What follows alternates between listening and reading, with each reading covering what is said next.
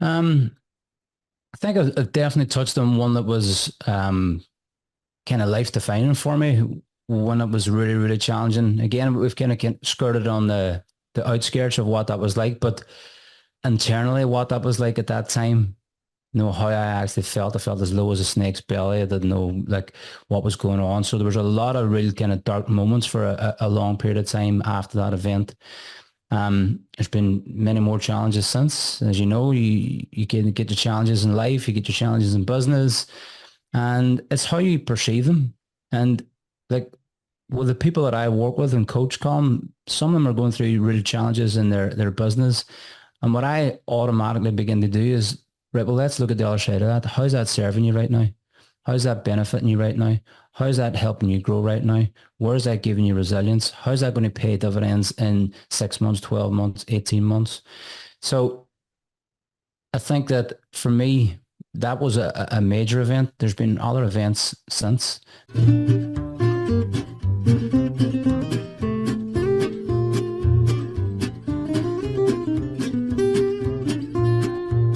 Hello there and welcome to another Coffee with Colm, and thanks indeed for joining me. Delighted to let you know that this morning I've got a guest, a friend of mine, Seamus Fox. And Seamus and I met over the last number of years online, as always happens these days, and just fascinated by the work he does and how he goes about his life. So Seamus, you're very welcome. Pop in, say hi, cheers us with your coffee mug. Thank you very much, Colm. Great to be here. Looking forward to this morning's conversation. Me too, me too. No idea where it's going to lead. As you know, this season of Coffee with Colm is all about mental resilience and mental well-being. I've sort of found myself in this space in this season, and happy to go there. So thanks indeed for popping in. So come here, tell us who you are, what you do, where you're based, all that good stuff. Yeah, my name is Seamus Fox. I'm a coach on mindset and human behavior. I'm based up here in the north in Derry City. I've been here my whole life. Was actually living in Donegal for about 6 years and then moved back into the city again at the start of this year. So yeah, I've been involved in health and fitness and mindset and human behavior and personal training as a coach for the last 20 years, Colin. Fascinating. I'm loving the accent, by the way. It's great. It really is great. You probably don't know that you have one. Yeah. I just sometimes struggle with people. Are they actually understanding me? Especially if I'm speaking to people outside of the UK or outside of Ireland. A lot of people call me Seamus. Oh, Seamus. So yeah, that would make sense. Seamus. Just imagine there's a H. All right. Anyway, Seamus, it's great to have you on Coffee with Colm this morning. Thanks indeed for being here. So the work you do, mindset, etc. Before we get into that, right, and tell us what you do there, do you mind taking us right all the way back? You said you're from Derry City all your life. So take us all the way back. What was school like for you? Were you a good student? No, I wasn't a good student, Colin, to be totally honest. School for me was kind of like, I just didn't get it. I just didn't really understand it. I didn't really get inspired by it. Um, I just didn't find anything in school that I actually could cling to in terms of education that I wanted to actually do. And it wasn't until years later that I really began to understand a lot of those reasons. But I left school at 15 or 16, couldn't wait to get out the door, didn't actually sit a qualification, just wanted to get out. As you, 15 or 16, you think you know it all. You think you're just going to be great. That wasn't the way it was. It didn't turn out that way. For years, kind of struggled to find my own path and struggled to find who I was and what I was doing. But school was never really something that I could grasp. A lot of the reports said bright, could do really well, all these different things, but is easy distracted. Has really bright but doesn't apply himself. And understanding kind of the brain and human behavior years later, I really started to understand why those things were, because if you're not doing something that you really find inspiring and that you really find high in your values, you're going to distract yourself. So for me, that's what school was. I just didn't find something inspiring. Wow, wow. Well, thanks for the honesty. My dad came to mind, obviously generations apart from you, but he said the same. He ran out of school, couldn't wait to get out. And it's a reality for many people, I think. So what happened then? I mean, I presume you didn't go straight from running out of school into college or university. So what you do Yeah. next? To be honest, Colin, I ended up out in the sites with my brother as a labourer to roofers. I was roofing for a while. I was a labourer there. I was I'll give you a list of jobs and careers. I was a buncher, I was a doorman, I was a carpet fitter, I was a window fitter, I was a labourer, you name a job. I probably did it in the span of around 7 or 8 years after I left school. Um, I was just trying to find my way. I was selling counterfeit goods in markets all around Ireland, which was getting me in trouble a lot of the times. And I just didn't know who it was, Colin, to be totally honest. I didn't know, like, who am I supposed to be? What am I supposed to do? I didn't know what my potential was at that time. And I think what happened, if I look back on it, and I've done that with hindsight, was I had a belief that I wasn't educated, so I couldn't get a good job. I had a belief that I wasn't educated, so I couldn't do certain things. And an event for that to actually shift and change.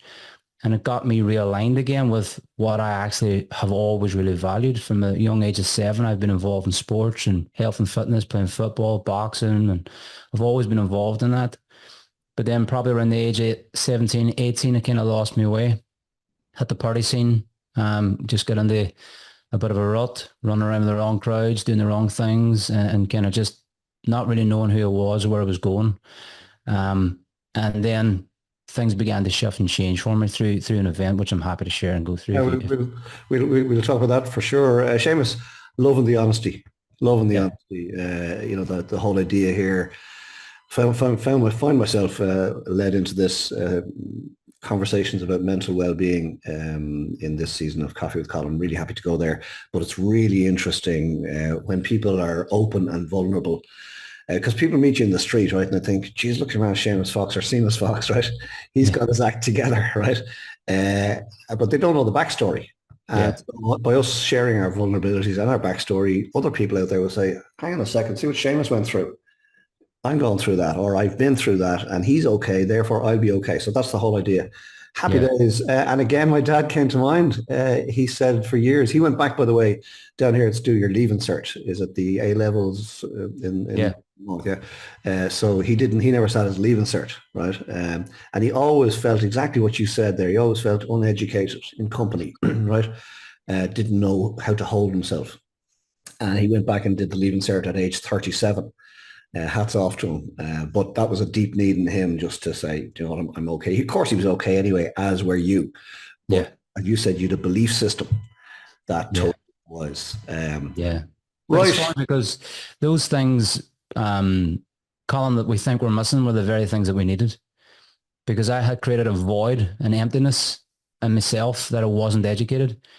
And when I found something that I really loved, I've been educating myself every single day, hiring coaches and hiring mentors and going to seminars all over the world and learning from some of the best in the world in human behavior. So that void that was created within me that I wasn't educated enough spanned an almost 20-year career of constantly educating myself in mindset, human behavior and health and well-being. So sometimes we think the thing was missing, but it was the very thing we needed in order for us to get to where we want to be. And in order for us to be of service to the universe in the way the universe wants us to be. And Seamus Fox has an assignment, as does Colm O'Brien, and I'd like to Yeah. look at both of us are stepping into it. Come here, you mentioned an event. You've used the word a few times. Do you want to talk to us about it? Yeah. I've shared this multiple times, Colin, in a podcast. I wrote a book about it. So I have no qualms about sharing it at all. So I kind of touched on those years, Colin, where I was young, impressionable, 21, 22, not really knowing where I was going. Just, as I said, living on social benefits and then trying to get a bit of work here and there to make my way, I suppose. I was living out my own. Um, and I just got caught up in the party scene. And it was a Saturday morning. It was 10:30 a.m. And I'd smashed my car head on the wall out of my mind, partying after a few days. No real recollection of getting into the car, Colin. Don't really remember it at all. I remember getting out of the car and a guy who was there as an angry onlooker had smashed me in the face, busted me open. Remember my head hitting off the concrete and kind of coming around to myself and going, like, what's going on here? Where am I? And the police came and arrested me, thankfully. As I look back with a bit of wisdom and hindsight, the police came and arrested me, threw me into a cell. I was out of my mind. They didn't even try and breathalyze me or take my blood. They took me back out of the cell later, took my bloods, and then they released me that night. Next morning, I woke up in my flat, covered in blood, asking questions, going, what happened? And it was, I'd love to say that was a pivotal turning moment, like everything changed straight away. But it was a moment that I started to go, right, okay, like what am I doing here? Like I could have killed somebody. That was the thing that was going through my head constantly. And the guilt and the just low, shitty feeling that I felt for months after that column was something that created a change within me. It really started to get me to look at myself, look at my behaviors, look at what I'm doing. And it's funny because sometimes we can look at those events and think I was sabotaging myself. But if I look at that event, it was self-serving because it got me really aligned again to go back to the thing that I've always loved, which was my highest value, which was health and fitness. So after that, I said, right, I'm not going out anymore. I'm not drinking. I'm getting away from that scene. And I got back into the gym and I started bodybuilding in a local gym here. And there was a guy in there who's a national bodybuilder. He was British champion and stuff, Big Dave Fox. And I had an idea that I wanted to compete. And it gave me a bit of belief. He said, if you really put your head down, you'd be in really great shape. And at that time, I think it was something I really needed. I just needed somebody else's belief. And a year later, I was standing on a stage in Belfast and I claimed first place, winning the NABA Mr. Northern Ireland, me and my briefs tanned up. And, and it gave me an incredible amount of confidence for one, Colm, but it gave me a platform to actually start a career as a personal trainer. And that career as a personal trainer started off the back of that. So that event, like almost killing myself or maybe killing somebody else in a car crash, which was horrible, horrible at that time, sparked something within me that created a massive change over the last 20 years to do what I really love, which is coaching other people and getting them to be the best version of themselves. Wow. Bula bus. That's fantastic. Yeah. Fantastic story. Thanks for sharing that. Um, Several things came to mind as you're relating that story. You said it could have been a disaster, but in fact it was self-serving. Now it's at face value, it seemed like a disaster, right? Mm. Absolutely.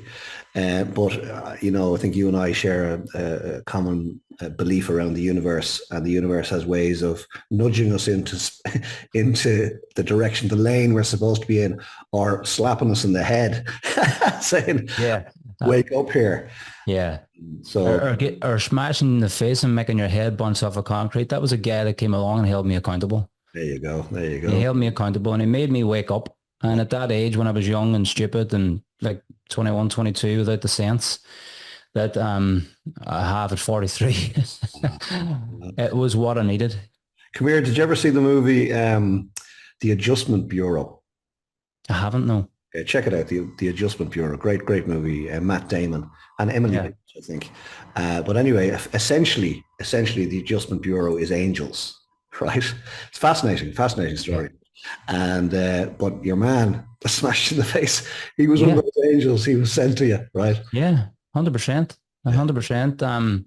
And at the time, like it was probably about a year after that column, it was really just starting to get things back into control again. And I remember just having this, you talk about like mental health and mindset and like improving yourself. At that time, I just didn't think about anything else then other than I just want to get to the gym. Just want to get to the gym and train twice a day. And it was just like tunnel vision, eat, sleep, train and repeat. That's all I did. Didn't think about anything else. Didn't have a job even at that time. It was just living in the brew. But I just wanted to train because I had a vision. I had something that I wanted to do and complete. And it was to get on that stage and nothing else mattered. It was just, right, I need to focus on this. And for me, if we look at human behavior and we look at highest values, and I shared something like this on my Instagram this morning, which was the two of the most important things that you can protect is your time and your energy. And when you're doing something that's really, really high in your values, or the Greeks called the telos, your teleological point of view, spirit, whatever it is that you're here to complete, which gives you most meaning and purpose, your energy goes up. You get the energy all day long to do those things. But when you're doing things that are lowering your priorities and lowering your values because you've maybe subordinated to the other people or outer authorities, your energy goes down. So when I got really, really focused on what was my highest value at that time, I had all the energy in the world to do it, and it was all focused on. Isn't it amazing? Isn't it Yeah, amazing? You mentioned Big Dave Fox. He was yeah, another angel. He was the gentle angel. yeah. Yeah. that led you on the journey that you're on today. Tell me the work you do today in terms of working with people. Is it gym work? I know you had a gym for a period, and that phase is over. Is that right? Yeah. I had a gym for 12 years, and I just kind of exited that gym this year at the start of the year. So the work that I do now, Colm, is I work with a lot of CEOs, business owners, business leaders, one-to-one primarily with those guys, but I also have a group coaching program as well too. And what I work on, Colin, is all areas of mindset. And then I look at, again, the physical part as well too. So we're bringing that holistic view in to improve how you're thinking about certain things, understanding what those values are, getting really aligned with those in your business is so key. And especially beginning to understand other people's values within your business, your employees, what makes them tick. And understanding that piece can be like a point of authenticity for you. I've often heard from people that are coaches, like a weight off their shoulders, where they really get to understand themselves and know what's really important for them. And if you know that, you can begin to match your goals and your habits and the things around that, which means that you have more focus and more energy to be yourself instead of somebody else. So it's a combination of the mindset work and then the health and the fitness, nutrition, sleep, and all those things. They improve how a person's feeling mentally, physically, emotionally. Mm. It's very interesting to hear you talking about that. You're talking about coaching CEOs and the like one-on-one. I've come to believe over the years, heard a phrase years ago, but I've come to believe it for sure that your business can never outgrow you. Your business can never outgrow you. So you and I, or any business owner out there, has got to put in the hard yards themselves and grow personally, intellectually, emotionally, spiritually, physically, right? To be in the best shape that we can, and our business follows suit. It's never the other way around. 100%. Yeah. It's really interesting to hear, because I imagine you're going into businesses that you've got no knowledge of the business, right? But you've got knowledge of human behavior. Yeah. And that's the key. Yeah. Because a friend actually asked me that as a coach. This is like, if you're coaching guys at certain levels and they're doing certain numbers and they're doing certain things in their business that you haven't achieved in your business, like how I says, I'm coaching the person. I'm not coaching the business. I'm coaching the person. I says, and I understand human behavior, and I work with a person, and I work to get them to think better, feel better, improve their health and their well-being and their lifestyle. And if I can get them to improve all those things, how they show up in their business is completely different, which then their business is going to be a reflection of how they're thinking, how they're feeling, and how they're performing. So you're right, Colm, 100%. It's not about the external things that make the business grow, because if you've got a lot of unconscious motives that's stopping you from growing, you're not going to grow.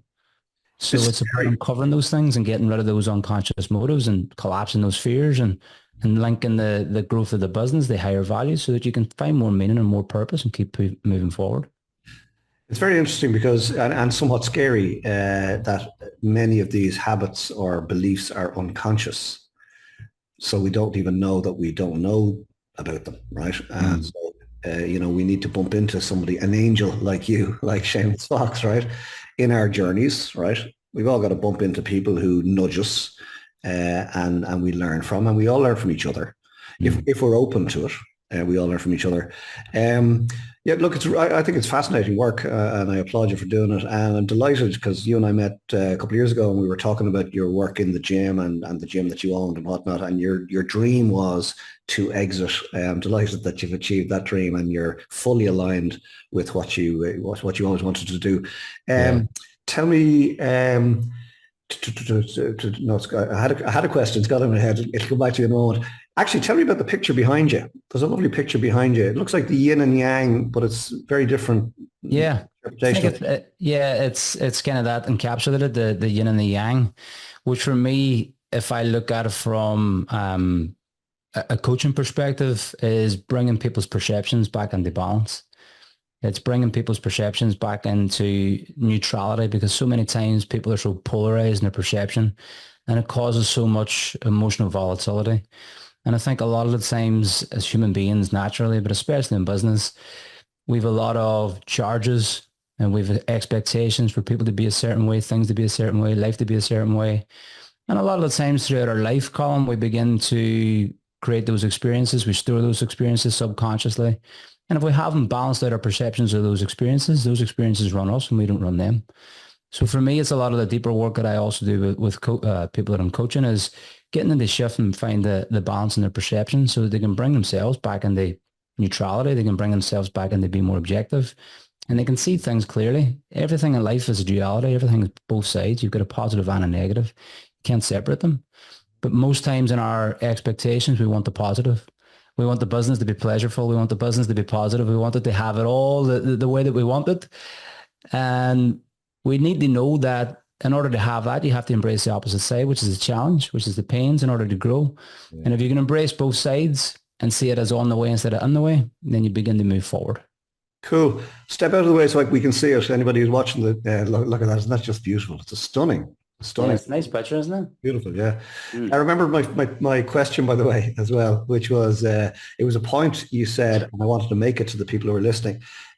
We're recording this, folks, at it's now 7:19 a.m. of a Wednesday, right? Because we're both busy and we're busy doing work that we love, which is wonderful. But Seamus just threw in a comment. He says, I was on Instagram earlier and I did blah blah blah, right? And I was thinking, you need to know that. So we're here at 7:00. Seamus was already on Instagram doing blah blah blah. Seamus, what time were you up at this morning? I was up at 5 this morning. Went for a run. And then hopped on the Instagram and shared a few insights and then come back and get washed, changed, had a coffee and ready to hop on with your good self and have a good conversation. Nice one, nice one. But folks, success leaves clues. Success leaves clues. And here's the corollary of that. Failure also leaves clues, right? Yeah. Just look at the clues around you, right? If life is working for you, great. If life is not working for you at this moment in time, look inside. Look inside first, right? Yeah.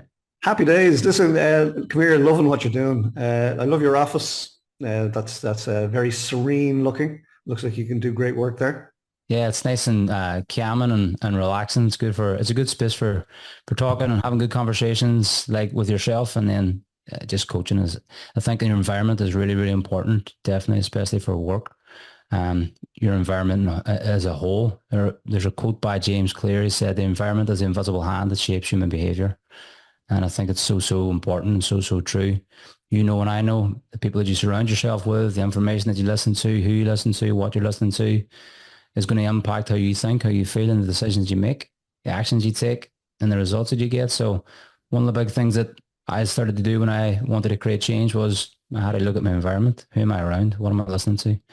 So the environment in your office, the environment that you're surrounding yourself with in terms of the people in your WhatsApp, the people in your conversations, they're all having an impact. Yeah, I remember over the years talking to close friends and family and talking about we become who we hang around. And, you know, those early years for you said to get in with the wrong crowd, doing all sorts of crazy stuff. Fact, you know, and we do it to fit in. But you also used a lovely word, avoid. There was a void there and you were filling it with all sorts of stuff and people who weren't serving your higher purpose. So I'm delighted for all of us that you found your way out of that. Yeah. You're being of service to the universe now in the way that Seamus Fox, you're 100% aligned at this moment in time. Consensus. 100%. Yeah, 100%. And I actually shared that with, I've got a coach myself. I shared that with my coach yesterday. We were having a conversation, going through a few things.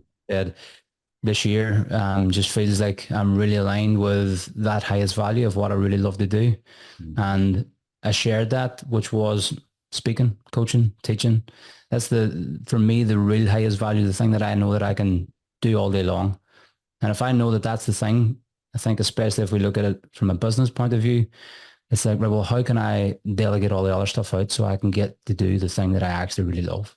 I love that. Yeah. You're absolutely right. A phrase I came up with, it's a couple of things here. I love these conversations. First of all, folks, the coach here has a coach. Did you pick up on that? Success leaves clues. The coach has a coach, right?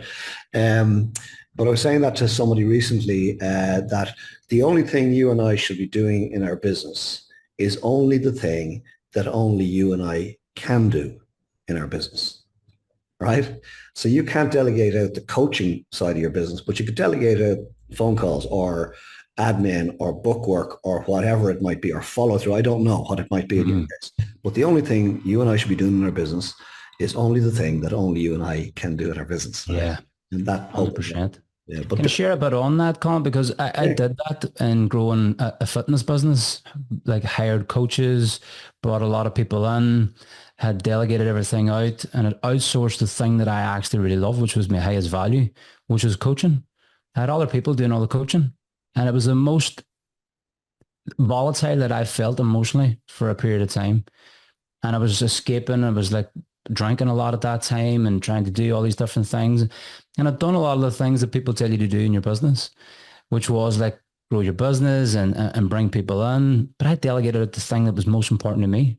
And it was the most volatile that I'd felt emotionally. And I remember going, what is going on? I've kind of done the thing that I'm supposed to do in order to grow my business. But then I felt lost.